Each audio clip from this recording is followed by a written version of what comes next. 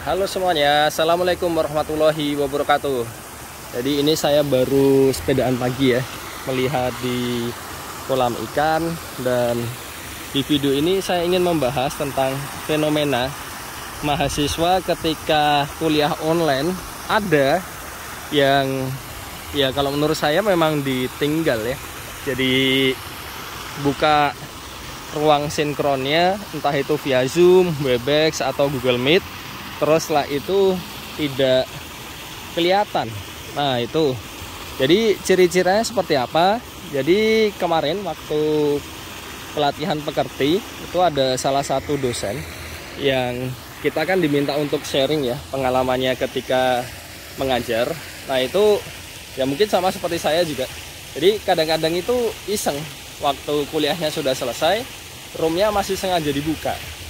Nah setelah itu ya bisa dilihat ya, setengah jam kemudian ada mahasiswa yang belum keluar-keluar. Terus ya kalau saya biasanya cuma 15 menit, setengah jam kan. Karena 15 menit saja sudah cukup sebenarnya untuk melihat apakah mahasiswa tersebut memang masih ada di room tersebut atau tidak ya. Dan kalau saya ya pernah lah beberapa ini, tapi tidak semuanya sih. Jadi saya japri kan lewat WA. Jadi apa yang mau ditanyakan atau gimana kan, kok nggak live ya. Terus ya jawabannya lucu-lucu lah. Jadi kalau menurut saya malah jadi aneh ya seperti itu ya. Jadi nggak masuk akal lah. Dalam artian begini ya. Jadi adik-adik mahasiswa itu kuliah ya kan, kuliah terus ditinggal, kuliahnya selesai belum, nggak tahu, itu kan aneh kan. Terus manfaatnya untuk bergabung di ruang kuliah itu apa kan kalau kayak gitu kan. Jadi benar-benar ditinggal. Maksudnya ya kadang bisa lah kita sambi-sambi gitu kan. Jadi misal belum sarapan sambil makan itu nggak masalah. Terus haus sambil ambil minum atau ya mungkin ke toilet sebentar, itu kan hal-hal yang wajar ya. Tapi kalau yang seperti itu tadi, yang waktu sudah kuliahnya selesai terus sampai lama nggak di ini kan, itu kan rasanya ya menurut saya janggal aja sih. Jadi susah lah untuk ini menjelaskan ya kalau bukan itu memang ditinggal ya device-nya ya. Jadi ya coba direnungkan lagi lah, manfaatnya adik-adik untuk kuliah itu apa itu kan. Jadi tolong untuk dimaksimalkan sebaik mungkin, karena ya kalau dari prosentasenya yang seperti itu memang hanya sedikit ya. Jadi mungkin hanya sekian persen lah, tidak sampai 10%.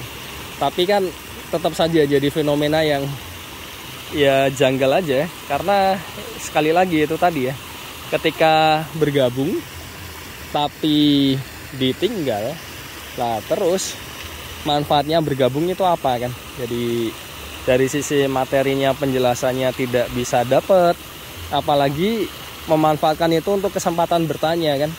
Nah itu yang susah, karena berkali-kali ya saya sampaikan, kalau kuliah sinkron itu idealnya dimanfaatkan untuk ajang bertanya kalau ada yang ingin diklarifikasi.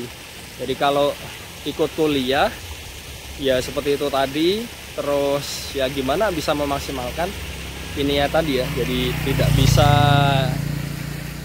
ya entah bukan tidak bisa maksimal, tapi memang entah ada manfaatnya atau tidak pun saya juga tidak mengerti ya.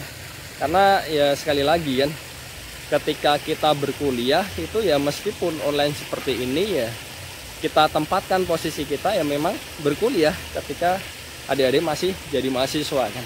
Jadi itu nah, itu saran saya ya, perkuliahan online seperti ini itu berat. Jadi beratnya kenapa? Karena kalau urusan transfer ilmu itu andaikan tidak 100% pun itu masih bisa dioptimalkan.